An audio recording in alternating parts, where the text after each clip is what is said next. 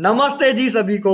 मित्रों, वेनेजुएला का conflict crude oil का कॉन्फ्लिक्ट नहीं है। असल में वेनेजुएला सोशलिज्म की भेंट चढ़ चुका है। मित्रों, वेनेजुएला पहले वर्ल्ड की टॉप 20 डेवलप्ड कंट्री में से एक था। फिर इन्होंने धीरे धीरे सोशलिज्म को अपनाया। ये अपने देश के नागरिकों को फ्री बीज देने के चक्कर में, मुफ्त की चीज देने के चक्कर में सोशलिज्म का शिकार होते चले गए और आज ये सोशलिज्म की भेंट चढ़ चुके हैं। मित्रों, आप सोशलिज्म को ऐसे समझिए, मान लो हम किसी बैंक से लोन लेते हैं और लोन अमाउंट पे ना करने पर बैंक हमारे पास कलेक्शन एजेंट भेज देगा, या फिर हमारा क्रेडिट स्कोर डाउन कर देगा, या फिर हमारे असेट्स को सीज कर देगा।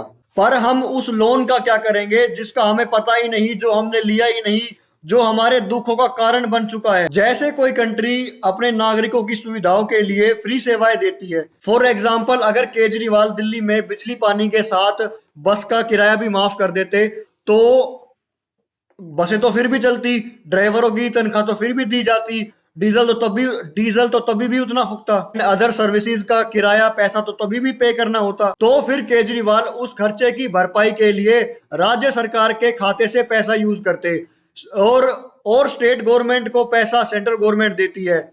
पर ये सोचिए कि सेंट्रल गवर्नमेंट के पास पैसा कहां से आता है। मित्रों, मैं नाम नहीं लेना चाहूंगा, पर हर कंट्री की सेंट्रल गवर्नमेंट बाहर किसी ना किसी से लोन लेती है और उस लिए गए लोन को पे करने के लिए अपने ही नागरिकों से टैक्स या किसी अन्य माध्यम से उस अमाउंट को वसूलती है। मित्रों, सोशलिज्म के कारण, समाजवाद के कारण ही कोई देश बेरोजगार और गरीब होता है। सही मायने में सोशलिज्म का अर्थ है जो लोगों को उनके दुखों का कारण पता ही ना चलने दे। मित्रों, आप मेरी बातों से समझ ही गए होंगे कैसे वेनेजुएला मुफ्तखोरी के चक्कर में, फ्री बीज के चक्कर में सोशलिज्म की भेंट चढ़ गया।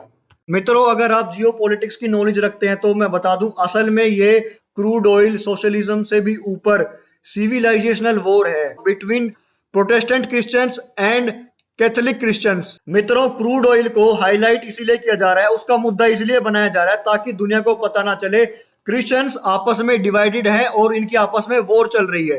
क्रूड ऑयल का मसला तो सद्दाम हुसैन के टाइम पे भी बनाया गया था। झूठ बोला गया था कि अमेरिका क्रूड ऑयल के चक्कर में हमारे ऊपर अटैक कर रहा है। असल में शिया और सुन्नी मुस्लिम आपस में लड़ रहे थे। वो तो ईरान और इराक के बीच में वॉर थी।